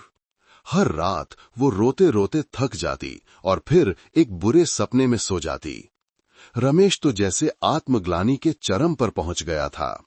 वो जानता था कि सुनीता क्या झेल रही है, लेकिन उसके हाथ कमला की मौन धमकियों से बंधे हुए थे। दिन ब दिन उसे लगता कि वो एक बंद गली में धकेला जा रहा है। एक तरफ पत्नी के लिए उसका प्यार था और दूसरी तरफ अपराध बोध और सास का ठंडा नियंत्रण। बाहर लोगों की बातें अभी भी तेज थीं और रमेश और सुनीता के दिलों में घाव और भी गहरे होते जा रहे थे। और ये सब आने वाली त्रासदियों की बस शुरुआत थी। उस साल पतझड़ में मुंबई का मौसम ठंडा हो गया था। महीनों की गर्भावस्था के बाद आखिरकार कमला को प्रसव पीड़ा शुरू हो गई। उनके अस्पताल में भर्ती होने की खबर पूरे मोहल्ले में फैल गई। कोई जिज्ञासु था तो कोई ये देखने का इंतजार कर रहा था कि उस पाप की कोख से क्या निकलेगा। एक सुबह अस्पताल के लाउडस्पीकर से घोषणा हुई, श्रीमती कमला को बधाई, उन्होंने एक स्वस्थ लड़के को जन्म दिया है जिसका वजन 3.3 किलोग्राम है। 1 किलोग्राम है। ये खबर एक बम की तरह गिरी और पूरा मोहल्ला भड़क उठा। लोग उनके घर के बाहर इकट्ठा होकर बातें करने लगे। लड़का हुआ है और वो भी स्वस्थ। विश्वास नहीं हो रहा। 56 साल की उम्र में भी बच्चा पैदा कर लिया। लेकिन बच्चे का बाप कौन है, ये तो सब जानते हैं। सुनीता ने यह खबर सुनी तो उसका दिल जैसे फट गया। वो अपने ननिहाल के फर्श पर गिर पड़ी और चीख चीख कर रोने लगी। हे भगवान, माँ, तुम इतनी निर्दयी कैसे हो सकती हो? तुम्हारा बेटा मेरे पति का भी बेटा है। रिश्तेदार उसे संभालने लगे, लेकिन हर कोई निराश था। पूरा खानदान अब दुनिया के लिए एक मजाक बन गया था। रमेश अस्पताल में था जब उसने बच्चे के रोने की आवाज सुनी। उसका दिल जैसे रुक गया। वो प्रसव कक्ष के दरवाजे तक गया। कांच से झांक कर देखा। कमला ने उस लाल बच्चे को अपनी गोद में ले रखा था। उनके होठों पर एक गर्व भरी मुस्कान थी। उस पल रमेश को समझ नहीं आया कि वो रोए या हंसे।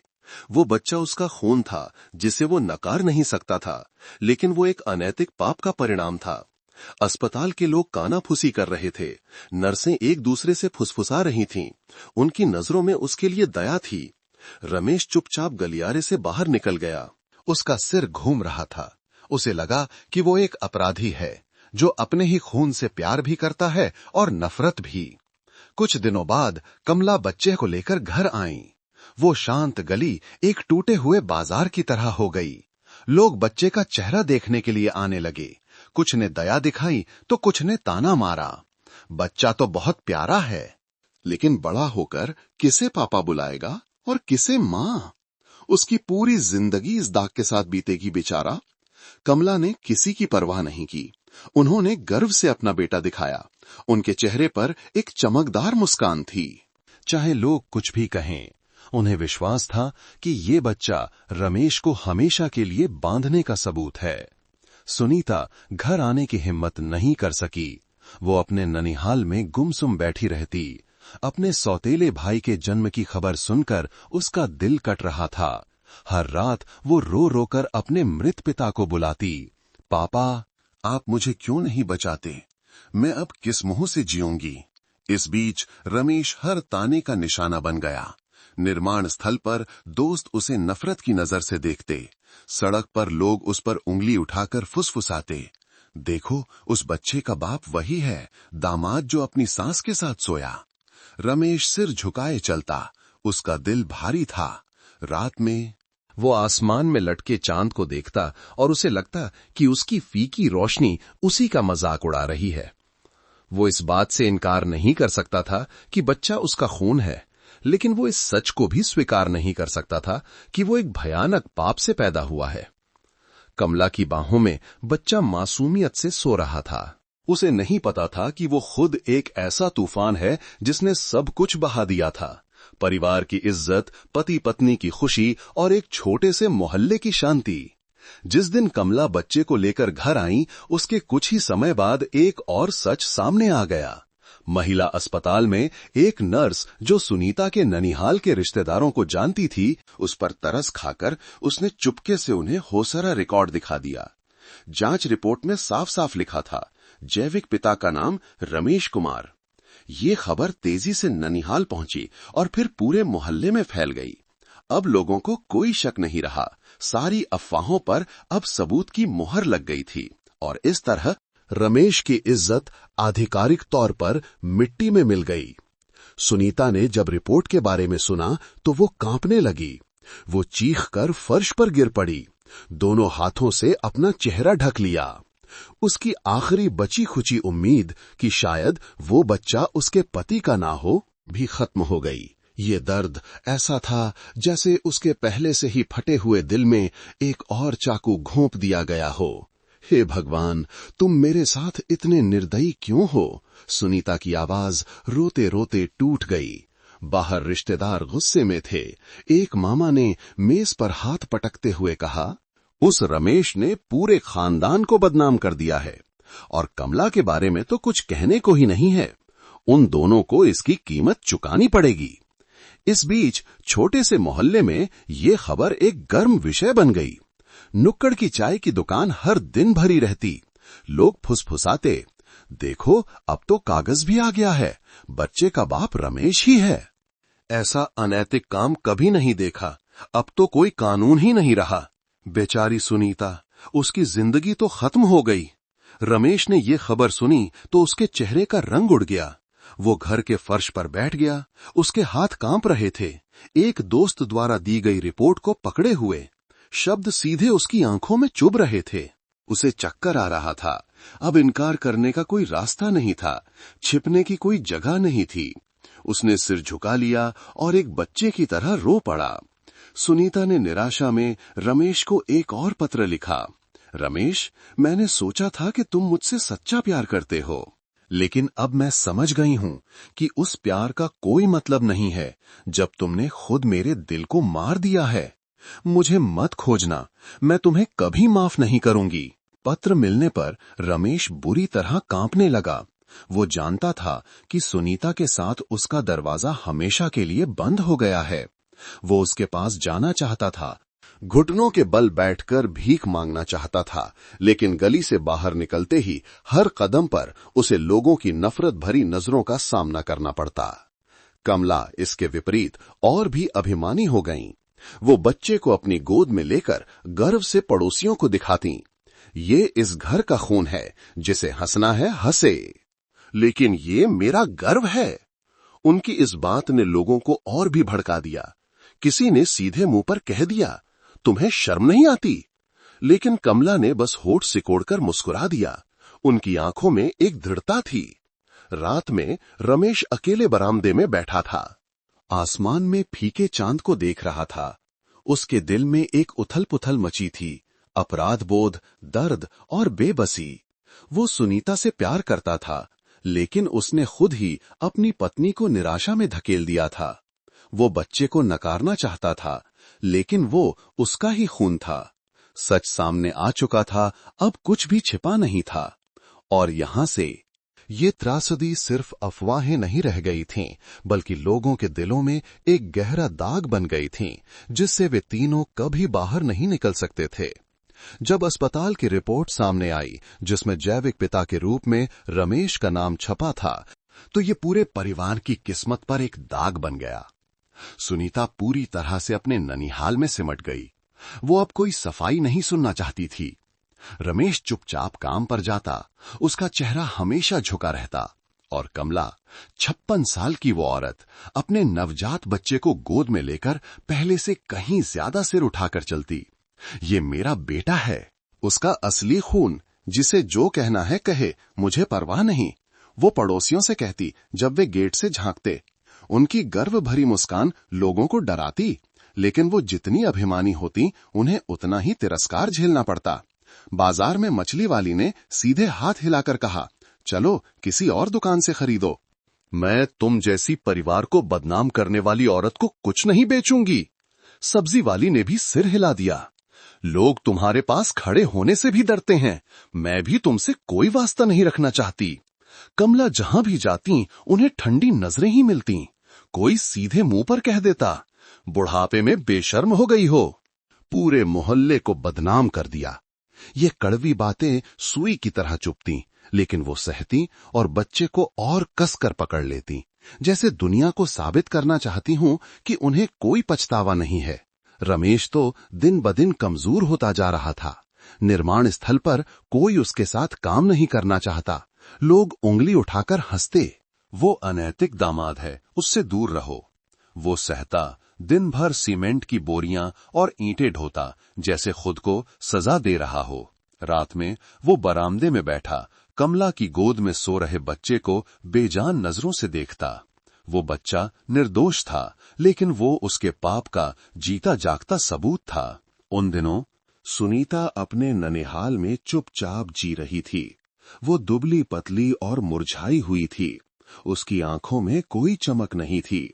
रिश्तेदार उसे तलाक के लिए अर्जी देने की सलाह देते, ताकि सारे बंधन टूट जाएं। लेकिन जब भी वो कलम उठाती, उसके आंसू बहने लगते, उसका दिल टूट जाता। नफरत के बावजूद रमेश के लिए प्यार कहीं ना कहीं बचा था, जो उसे ये कदम उठाने से रोक रहा था। एक दिन रिश्तेदारों ने एक पारिवारिक बैठक बुलाई। सुनीता को बीच में बैठने के लिए मजबूर किया गया और रमेश को फैसला सुनने के लिए बुलाया गया। इतने लोगों के सामने रमेश घुटनों के बल बैठ गया। उसकी आवाज भर आ गई, मैं अपना अपराध जानता हूं। मैं पूरे खानदान से माफी मांगता हूं। मैं सुनीता से माफी मांगता हूं। मैं बस सुधारने का एक मौका चाहता हूं। सुनीता ने अपने पति को देखा। उसके आंसू बह रहे थे, लेकिन उसके होंठ कसकर भिंचे थे। उसने एक शब्द नहीं कहा। ठीक उसी समय कमला बच्चे को गोद में लेकर अंदर आई। सबकी नजरें नफरत से उनकी ओर घूम गईं। एक मामा ने सीधे उंगली उठाई, तुम अब इस खानदान की मां या बहन नहीं हो। तुमने अपनी ही बेटी को धोखा दिया है। तुमने पूरे खानदान को शर्मसार किया है। कमला का चेहरा पीला पड़ गया, लेकिन उन्होंने फिर भी सिर उठाकर कहा, मेरे पास मेरा बेटा है, यही काफी है। दुनिया जो कहती है कहने दो। उनकी इस बात ने आग में घी डाल दिया। पूरा खानदान शोर मचाने लगा। गालियों की आवाज पूरे आंगन में गूंज उठी। सुनीता सिर झुकाकर फूट फूट कर रोने लगी। रमेश चुपचाप घुटनों के बल बैठा रहा। उसके कंधे कांप रहे थे। उस रात जब वो अपने खाली घर लौटी, तो कमला ने पहली बार अपने दिल में एक हलचल महसूस की। गालियां, नफरत भरी नजरें सब उसे परेशान कर रही थीं। अपने बच्चे को गोद में लेकर उन्होंने खुद से पूछा, आखिरकार क्या मैं सही थी या गलत? ये बच्चा लोगों की नफरत के बीच कैसे बड़ा होगा? बाहर कुत्तों के भौंकने की आवाज ठंडी हवा में मिल रही थी। 3 कमरों का अंधेरा घर एक गहरे गड्ढे जैसा लग रहा था, और उस पल से कमला के मन में भी दरारें पड़ने लगी थीं। परिवार की उस अपमानजनक बैठक के बाद रमेश एक बेजान इंसान की तरह घर लौटा। अब वो बाहर निकलते समय सिर उठाने की हिम्मत नहीं करता था। निर्माण स्थल पर वो चुपचाप ईंटें और सीमेंट ढोता।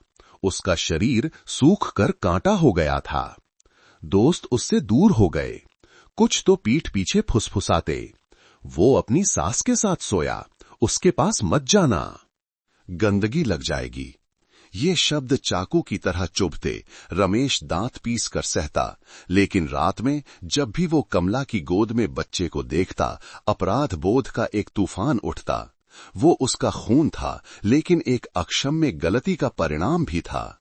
रमेश की नींद उड़ गई, उसकी आंखें धंस गईं। काले घेरे एक निशान की तरह बन गए। कई रातें वो बरामदे में बैठा एक के बाद एक सिगरेट पीता। धुएं को उड़ते देख उसे अपनी जिंदगी राख जैसी लगती। एक बार वो शराब के नशे में बड़बड़ाया, काश उस बारिश की रात, काश मैं होश में होता तो ये सब ना होता। सुनीता अपने ननिहाल में थी और किसी से मिलने से साफ इनकार कर दिया था। उसे रिश्तेदारों से खबर मिलती कि उसका पति दुबला पतला और तबाह हो गया है, लेकिन उसका दिल पत्थर हो चुका था। धोखे का दर्द इतना बड़ा था कि सारी दया बेमानी हो गई थी। मोहल्ले में लोगों की बातें कभी बंद नहीं हुईं। वे कमला के परिवार की कहानी को एक नाटक की तरह रोज चर्चा करते। बच्चे मासूमियत में गाते, मां ने दामाद को रखा, दामाद ने मां को रखा। ये सुनकर रमेश का चेहरा शर्म से लाल हो जाता, लेकिन वो कुछ कह नहीं पाता, बस चुपचाप अपमान सहते हुए चला जाता। कमला अभी भी अभिमानी थीं, लेकिन दबाव उन्हें भी थका रहा था। कई बार बाजार में उन्हें भगा दिया जाता और खाली हाथ लौटना पड़ता। घर में वो बस बच्चे को गले लगाकर खुद को दिलासा देती, लेकिन उनकी आंखों में डर धीरे धीरे दिखने लगा था। रमेश दिन ब दिन और भी बेबस होता जा रहा था। उसे नहीं पता था कि अपनी गलती कैसे सुधारे, और न ही पत्नी का सामना करने की हिम्मत थी। एक दिन वो नदी किनारे की एक शराब की दुकान पर गया और पीते पीते गिर पड़ा। दुकान के मालिक को उसे घर छोड़ना पड़ा। उसके मुंह से अभी भी निकल रहा था, सुनीता, मुझे माफ कर दो। उस रात सुनीता को खबर मिली कि उसका पति नशे में गली में गिरा पड़ा है। वो उसे देखने नहीं आई, बस कमरे में घुटने मोड़कर बैठी रही। उसके आंसू बह रहे थे। उसके दिल में अभी भी भावनाएं थीं, लेकिन अपमान ने उसे वापस जाने से रोक दिया। और रमेश जब होश में आया तो उसने खुद को बिस्तर पर पाया। बगल में उसका छोटा बेटा कमला की गोद में शांति से सो रहा था। उस मासूम चेहरे को देखकर उसे प्यार भी आया, नफरत भी और दया भी। एक आंसू लुढ़क कर उसकी भर्राई हुई सांस में मिल गया। वो जानता था कि वो धीरे धीरे खत्म हो रहा है, उसकी सेहत गिर रही है, उसका मन टूट चुका है। हर गुजरता दिन उसे एक सूखे पत्ते की तरह बना रहा था, जिसे हवा उड़ा ले जाएगी। और अगर सब कुछ ऐसा ही चलता रहा तो पता नहीं वो और कितने दिन टिक पाएगा। साल के अंत में मुंबई में हल्की बारिश और ठंडी हवा चल रही थी। सुनीता अपने ननिहाल के एक छोटे से कमरे में सिमटी बैठी थी। खिड़की से आती हवा की सीटी की आवाज सुनकर उसका मन खाली था। उसके मौसी और मामा लगातार उसे समझा रहे थे, तुम्हें मजबूत बनना होगा, ये बात माफ करने लायक नहीं है, तलाक के लिए अर्जी दो और सब कुछ खत्म करो, नहीं तो तुम्हारी पूरी जिंदगी अपमान में डूब जाएगी। सुनीता चुप रहती। उसके दिल में रमेश के लिए प्यार अभी भी बचा था, लेकिन जब भी उसे अपनी मां को उस बच्चे को गोद में लिए हुए याद आता जो उसके पति का खून था, तो उसका दिल टूट जाता। हर रात वो रोते रोते थक जाती और फिर बुरे सपनों में सो जाती। एक सुबह रिश्तेदारों के दबाव में सुनीता ने तलाक के लिए अर्जी लिखने के लिए कलम उठाई। उसके हाथ कांप रहे थे। हर शब्द जैसे उसकी त्वचा को काट रहा था। आंसू कागज पर गिरकर फैल रहे थे। उसने हस्ताक्षर किए। ऐसा लगा जैसे उसका दिल भी दो टुकड़ों में बट गया हो। सुनीता के तलाक की अर्जी देने की खबर जल्दी ही रमेश तक पहुंच गई। जब उसने सुना तो वो सुन्न हो गया। उसके पैर निर्माण स्थल के आंगन में ही लड़खड़ा गए। वो सारा काम छोड़कर मोटरसाइकिल से ननिहाल की ओर भागा। बारिश और हवा उसके चेहरे पर पड़ रही थी, लेकिन उसे ठंड महसूस नहीं हो रही थी। ननिहाल के गेट के सामने खड़े होकर वो लगातार दरवाजा खटखटाने लगा।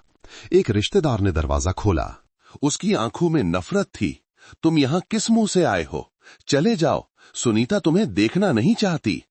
रमेश वहीं आंगन में घुटनों के बल बैठ गया। उसकी आवाज भर गई, कृपया मुझे एक बार सुनीता से मिलने दो, मैंने गलती की है। लेकिन मैं उसे खो नहीं सकता। सुनीता ने आवाज सुनी और बरामदे में आई। अपने पति को बारिश में घुटनों के बल बैठे देखकर उसके दिल में दर्द हुआ, लेकिन कड़वी यादें फिर से ताजा हो गईं।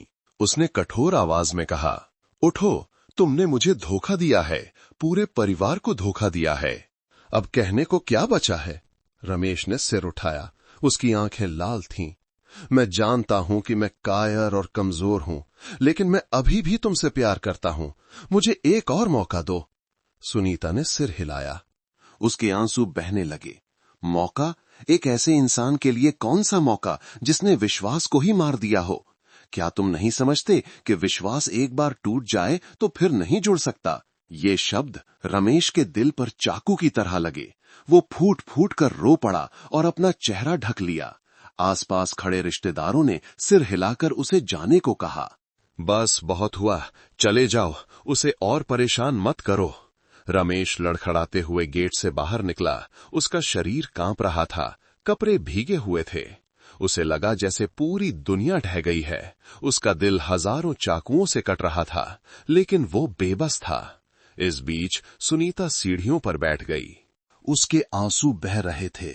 उसे फैसला लेकर थोड़ा हल्का महसूस हुआ, लेकिन दर्द भी था, क्योंकि प्यार अभी भी बाकी था। नफरत और यादों के बीच वो जैसे दो हिस्सों में बट गई थी। पता नहीं कब वो सच में इससे बाहर निकल पाएगी। उस रात रमेश घर लौटा। अंधेरे में अकेले बैठा। वो मासूम बच्चा अभी भी कमला की गोद में शांति से सो रहा था। उसे नहीं पता था कि उसका पिता निराशा की गहरी खाई में गिर रहा है। बरामदे के बाहर बारिश की बूंदें टपक रही थीं। हर बूंद जैसे रमेश की सड़ती हुई आत्मा पर एक कोड़े की तरह पड़ रही थी। एक हफ्ते बाद सुनीता के ननिहाल वालों ने बड़े मामा के घर पर एक बड़ी बैठक आयोजित करने का फैसला किया।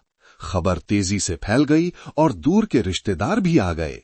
हर किसी के मन में गुस्सा था और वे खानदान के इस अपमान को साफ करना चाहते थे। उस दिन मामा का आंगन खचाखच भरा हुआ था।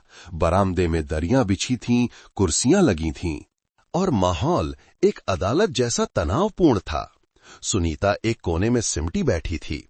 उसका चेहरा मुरझाया हुआ था, आंखें लाल थीं। रमेश को भी बुलाया गया था। वो सिर झुकाए बैठा था। उसके हाथ कसकर भिंचे थे और पसीना आ रहा था। थोड़ी देर बाद कमला बच्चे को गोद में लेकर आईं। जैसे ही वो अंदर आईं, उन्हें दर्जनों नफरत भरी नजरों का सामना करना पड़ा। कानाफूसी हर जगह फैल गई। एक रिश्तेदार खड़ा हुआ और सीधे उंगली उठाकर बोला, तुम यहां बच्चे को लेकर आने की हिम्मत कैसे कर सकती हो? क्या तुम्हें पता है कि तुमने पूरे खानदान को शर्मसार किया है? कमला ने शांत रहने की कोशिश की और बैठकर धीमी आवाज में कहा, मुझे नहीं लगता कि मैंने कुछ गलत किया है। मैंने बस परिवार के खून को बचाया है। ये बच्चा भगवान का आशीर्वाद है, चाहे तुम लोग कुछ भी कहो। पूरा खानदान भड़क उठा। एक मामा ने मेज पर जोर से हाथ मारा। आशीर्वाद? तुम इसे आशीर्वाद कहती हो? एक माँ जो अपने ही दामाद के साथ सोती है, अपनी बेटी को एक बेचारी बना देती है। ये पाप है। ये एक ऐसा अपमान है जो पहले कभी नहीं हुआ। सुनीता ये सुनकर रो पड़ी। उसके कंधे कांप रहे थे। उसने सिर उठाकर सीधे अपनी माँ को देखा। उसकी आवाज भर्रा गई। माँ, तुमने मेरे साथ ऐसा क्यों किया? मैं पहले से ही बच्चा ना होने के कारण दुखी थी। अगर तुम मुझसे प्यार नहीं करती थी तो कोई बात नहीं, लेकिन तुमने मेरा सब कुछ क्यों छीन लिया? कमला का चेहरा एक पल के लिए पीला पड़ गया। उन्होंने बच्चे को और कसकर पकड़ लिया।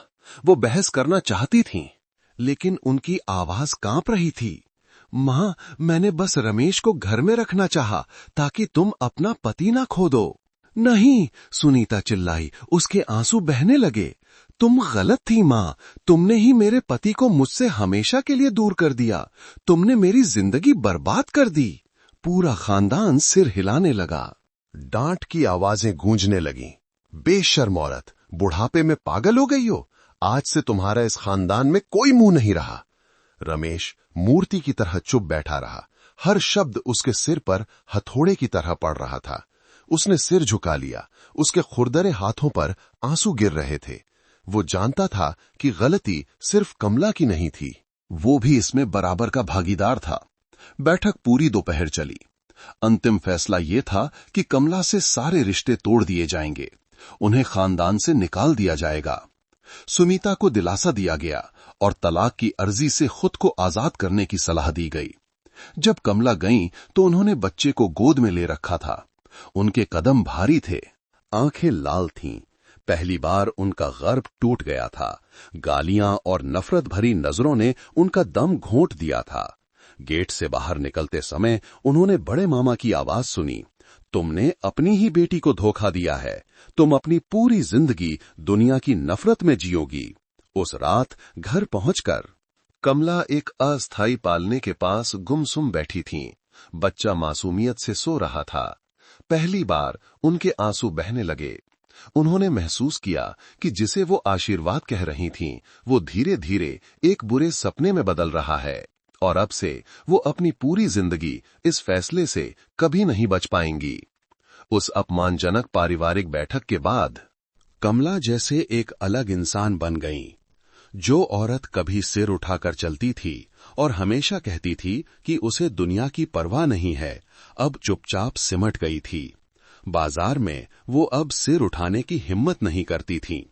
जो दुकानदार पहले उन्हें जानते थे, अब उन्हें देखते ही हाथ हिलाकर कहते, कहीं और जाओ, हम खानदान को बदनाम करने वालों को कुछ नहीं बेचते। बच्चा दिन ब दिन बड़ा हो रहा था। उसकी रोने की आवाज उस ठंडे 3 कमरों के घर में गूंजती। जब भी वो बच्चे को गोद में लेती, उन्हें प्यार भी आता और डर भी। प्यार इसलिए क्योंकि वो निर्दोष था और डर इसलिए क्योंकि वो पाप का प्रतीक था। उनकी सेहत धीरे धीरे बिगड़ने लगी। रात में लगातार खांसी होती और पसीना आता। एक बार वो बरामदे में बैठकर हांफते हुए धुंधले चांद को देखकर खुद से पूछने लगीं, क्या मैं गलत थी? मैंने ये सब किया और अंत में मुझे नफरत के सिवा क्या मिला? रमेश अभी भी घर में एक परछाई की तरह जी रहा था, दुबला पतला और खामोश। उसके पास अब कमला के लिए कोई शब्द नहीं थे। वो बस जरूरत पड़ने पर चुपचाप बच्चे की देखभाल करता। उनके बीच एक अदृश्य तनावपूर्ण दूरी थी। एक रात जब खांसी का एक तेज दौरा पड़ा, कमला ने अपनी छाती पकड़ ली। उनके आंसू बहने लगे। पालने में बच्चा चौंक कर रोने लगा। रमेश दौड़कर बच्चे को उठाने गया। मुड़कर देखा तो कमला फर्श पर बैठी थीं। उनके हाथ कांप रहे थे। उनकी आवाज कमजोर थी। रमेश, मैं बहुत थक गई हूं, शायद मैं गलत थी। इस बात ने रमेश को सुन कर दिया। इतने महीनों में ये पहली बार था जब उन्होंने ये स्वीकार किया था। कुछ दिनों बाद वो ननिहाल गईं, जहां सुनीता रह रही थी। आंगन में कदम रखते ही उन्हें रिश्तेदारों की नफरत भरी नजरों का सामना करना पड़ा। किसी ने उन्हें भगाया, किसी ने कोसा, लेकिन वो चुपचाप बच्चे को कसकर पकड़े हुए आगे बढ़ती रहीं। सुनीता घर से बाहर निकली। मां को देखते ही वो रुक गई। सारी नफरत लौट आई। वो कांपने लगी, उसके आंसू बहने लगे। कमला ने अपनी बेटी को देखा। उनका चेहरा मुरझाया हुआ था। उनकी आवाज हवा की तरह कांप रही थी। सुनीता, मुझे माफ कर दो, मैं गलत थी, मैंने तुम्हें बहुत दुख दिया। सुनीता सुन्न हो गई। उसने कभी नहीं सोचा था कि वो अपनी मां से माफी के शब्द सुनेगी, जो इतनी अभिमानी थीं कि उन्होंने किसी की परवाह नहीं की। दर्द और गुस्सा अभी भी थे, लेकिन उसके दिल की गहराई में एक हलचल हुई। आसपास खड़े रिश्तेदार चिल्लाने लगे, माफी? अब बहुत देर हो चुकी है। तुम अपनी पूरी जिंदगी में इस पाप को नहीं धो सकती। लेकिन कमला ने जवाब नहीं दिया। वो बस अपनी बेटी को देखती रहीं। उनके आंसू बह रहे थे। उनकी आवाज भर्रा गई। मैं जानती हूं कि मेरा कोई मुंह नहीं रहा, लेकिन कृपया मुझे माफ कर दो, ताकि मैं अपनी जिंदगी के आखिरी दिनों में एक बार सिर उठाकर जी सकूं। सुनीता अपना चेहरा ढककर रो पड़ी। वो मुड़कर अंदर भाग गई। उसका मन उथल पुथल में था। माफ करूं या हमेशा के लिए रिश्ता तोड़ दूं, ये सवाल उसे पूरी रात परेशान करता रहा। और कमला बच्चे को लेकर घर लौट आईं। उनका मन खाली था। उस रात वो पालने के पास बैठकर अपने बेटे के नरम बालों को सहलाते हुए फुसफुसाईं, बेटा, माँ गलत थी, लेकिन माँ तुमसे प्यार करती है, भले ही मुझे इसकी कीमत पूरी जिंदगी चुकानी पड़े। उस साल सर्दियों में मुंबई में ठंडी हवा और हल्की बारिश हो रही थी। कमला दिन ब दिन कमजोर होती जा रही थीं। खांसी तेज हो गई थी, शरीर सूख गया था, आंखें थकी हुई थीं, लेकिन वो बच्चे को अपनी गोद से नहीं छोड़ती थीं। जो औरत कभी अभिमानी थी, अब वो उस अंधेरे घर में एक कांपती हुई परछाई मात्र रह गई थी। एक रात जब रमेश बच्चे को सुला रहा था, उन्होंने उसे बुलाया। उनकी आवाज बहुत धीमी थी। रमेश, मैं जानती हूं कि मेरे पास ज्यादा समय नहीं है। जब मैं चली जाऊं तो इसे एक अच्छा इंसान बनाना, इसे मेरी बदनामी का बोझ न उठाने देना। यह कहकर उन्होंने उसका हाथ कसकर पकड़ लिया। उनके आंसू बहने लगे। रमेश चुप हो गया। भले ही उसके मन में नफरत और शिकायतें थीं, लेकिन इस समय उसे केवल दया आ रही थी। उसने भर्राई आवाज में सिर हिलाया, मैं वादा करता हूं। कुछ दिनों बाद उनकी हालत और खराब हो गई और कमला को अस्पताल में भर्ती कराया गया। सुनीता ने यह खबर सुनी तो उसका मन बेचैन हो गया। मां से गुस्सा होने के बावजूद खून का रिश्ता अभी भी था। वो झिझकी, फिर दौड़कर अस्पताल पहुंची। अस्पताल के कमरे में कमला कमजोर लेटी थीं। उनकी सांसें बहुत धीमी थीं। बेटी को देखकर उनके होंठ हिले। एक आंसू लुढ़क गया। सुनीता, मुझे माफ कर दो, बस एक बार मुझे माफ कर दो। सुनीता फूट फूट कर रो पड़ी। इतने समय से दबा हुआ सारा गुस्सा और दर्द जैसे फूट पड़ा। उसने अपनी मां का हाथ पकड़ लिया, कांपते हुए। मां, मुझे बहुत दुख हुआ, लेकिन मैं आपको माफ करती हूं। मैं नहीं चाहती कि आप ये बोझ लेकर जाएं। कमला मुस्कुराईं। उनकी सांसें रुक रुक कर चल रही थीं। वो मुस्कान राहत और दुख दोनों से भरी थी। फिर उन्होंने अपनी आंखें बंद कर लीं। उनका हाथ ठंडा पड़ गया। जिस औरत ने एक भयानक पाप किया था, अंत में उसने अपनी बेटी की देर से मिली माफी के आंसू में आंखें मूंद लीं। अंतिम संस्कार के दिन पूरा मोहल्ला बातें कर रहा था, लेकिन अब उतनी कड़वाहट नहीं थी। लोग सिर हिलाकर आहें भर रहे थे। उसकी जिंदगी भी दुख भरी थी। लालच ने सब कुछ खत्म कर दिया।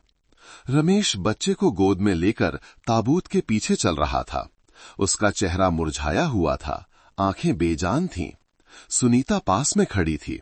उसके आंसू लगातार बह रहे थे। भले ही सब कुछ बिखर गया था, उस पल उसे अपनी मां के लिए दुख हो रहा था, जिसने पूरी जिंदगी एक गलती की। अंतिम संस्कार के बाद सुनीता ने पुराने घर लौटने का फैसला किया। उसने तुरंत रमेश से रिश्ता नहीं जोड़ा, लेकिन उसे पूरी तरह से छोड़ा भी नहीं। उसने शांत आवाज में कहा, तुम्हें अपने कामों से साबित करना होगा। अगर तुम अपनी गलती सुधारोगे, एक अच्छा जीवन जियोगे, तो किसी दिन मैं तुम्हें एक मौका दूंगी। रमेश घुटनों के बल बैठ गया। उसके आंसू बहने लगे। उसने वादा किया कि चाहे उसे अपनी पूरी जिंदगी अपनी गलती सुधारने में लग जाए, वो करेगा। उस दिन से रमेश चुपचाप जीने लगा। उसने अपनी पूरी ताकत बच्चे को पालने में लगा दी। उसने शराब छोड़ दी, मेहनत से काम किया और एक एक पैसा बचाया। सुनीता ने धीरे धीरे अपने पति में एक सच्चा बदलाव देखा। भले ही घाव अभी ताजा था, लेकिन उसका दिल अब पहले जैसा ठंडा नहीं था। बच्चा मासूमियत से बड़ा हो रहा था। उसे उस त्रासदी के बारे में कुछ नहीं पता था जिसने उसकी जिंदगी पर छाया डाली थी। बच्चे की हंसी में सुनीता और रमेश ने धीरे धीरे थोड़ी शांति पाई, जैसे एक तूफान के बाद हल्की सी रोशनी। कमला, रमेश और सुनीता के परिवार की कहानी दर्द और एक हल्की सी उम्मीद की किरण के साथ समाप्त होती है। यह एक पूरी तरह से सुखद अंत नहीं है, लेकिन यह हर किसी को पीछे मुड़कर सोचने पर मजबूर करता है। कहा जाता है कि परिवार की खुशी विश्वास और नैतिकता पर बनी होती है। एक बार जब नैतिकता की सीमा टूट जाती है, तो सब कुछ एक पल में ढह जाता है। कमला ने अपने स्वार्थी लालच के कारण अपनी वासना को हावी होने दिया और अंत में अपनी बेटी का घर खुद ही नष्ट कर दिया। खुद को एक ऐसी अपराधी बना दिया जिससे पूरा समाज नफरत करता था। भले ही उन्होंने इसे मातृत्व या अपनी बेटी के लिए दामाद को रखने की इच्छा का नाम दिया हो, यह सब उनकी गलती के लिए एक बहाना मात्र था। उनकी अकेली मौत इस सच्चाई का प्रमाण है कि जो कोई भी अनैतिक काम करता है उसे देर सवेर उसकी कीमत चुकानी पड़ती है। रमेश एक आदमी जो मूल रूप से भला था, लेकिन हिम्मत की कमी और कमजोरी के कारण उसने शराब और एक कमजोर पल को खुद को इस जाल में धकेलने दिया। उसकी कमजोरी ने न केवल खुद को बर्बाद किया, बल्कि अपनी पत्नी को भी दुख दिया और परिवार को तोड़ दिया। लेकिन सराहनीय बात यह है कि अंत में उसने सिर झुकाकर अपनी गलती स्वीकार की, जिम्मेदारी उठाने और उस निर्दोष बच्चे को पालने का फैसला किया। इससे सुनने वाले एक स्पष्ट संदेश देख सकते हैं और गलती को सुधारने में पूरी जिंदगी लग सकती है। सुनीता कहानी की सबसे बेचारी लड़की ने अंधेरे दिनों का सामना किया, अपने दो सबसे प्रिय लोगों द्वारा धोखा दिया गया, लेकिन उसने फिर भी हिम्मत बनाए रखी, खड़ी हुई, तलाक का फैसला किया और समाज का सामना किया। और सबसे महत्वपूर्ण बात, वो अपनी मां को आखिरी पलों में माफ करने के लिए पर्याप्त उदार थीं। ये माफी इसलिए नहीं थी कि कमला इसके लायक थीं, बल्कि इसलिए कि उसे खुद को नफरत से मुक्त करने और शांति पाने की जरूरत थी। ये भी एक सबक है कि माफी भूलना नहीं है, बल्कि दिल को नफरत की कैद से आजाद करना है। वो बच्चा जो एक गलती का परिणाम था, एकमात्र उज्जवल स्थान था। वो निर्दोष था और उसकी मासूमियत ने ही रमेश को बदलने में मदद की, सुनीता को जीने की प्रेरणा दी। वो बच्चा सभी को याद दिलाता है कि बच्चों को कभी भी बड़ों की गलतियों का बोझ नहीं उठाना चाहिए। कहानी एक दर्दनाक मोड़ पर समाप्त होती है, लेकिन सुनने वालों के लिए कई विचार छोड़ जाती है। परिवार में नैतिक मानकों को बनाए रखना चाहिए, क्योंकि एक गलत कदम से सब कुछ ढह सकता है। एक कमजोर पल को जीवन भर के पाप में न बदलने दें, और सबसे बढ़कर सच का सामना करना सीखें, अपनी गलतियों को सुधारना सीखें और उदार बनना सीखें, क्योंकि यही अंधेरे दिनों के बाद रोशनी पाने का एकमात्र तरीका है। इस कहानी को सुनने वाला एक सरल लेकिन गहरा सत्य निकाल सकता है। खुशी कब्जे या स्वार्थ से नहीं आती, बल्कि सच्चे प्यार, वफादारी और उदारता से आती है। जो कोई भी गलत बीज बोता है, उसे कड़वा फल काटना पड़ता है, और जो कोई भी एक अच्छा दिल रखता है, वो अंत में एक रास्ता खोज ही लेता है। दोस्तों, आप कहां से हैं और आपका नाम क्या है? हमें कमेंट में जरूर बताएं। आपको ये कहानी कैसी लगी? मेरी ईश्वर से यही प्रार्थना है कि आप सब हमेशा सलामत और शांत रहें। अगर आपके पास भी कोई दिलचस्प कहानी है तो उसे हम सबके साथ जरूर साझा करें। हमें आपकी कहानियों का इंतजार रहेगा।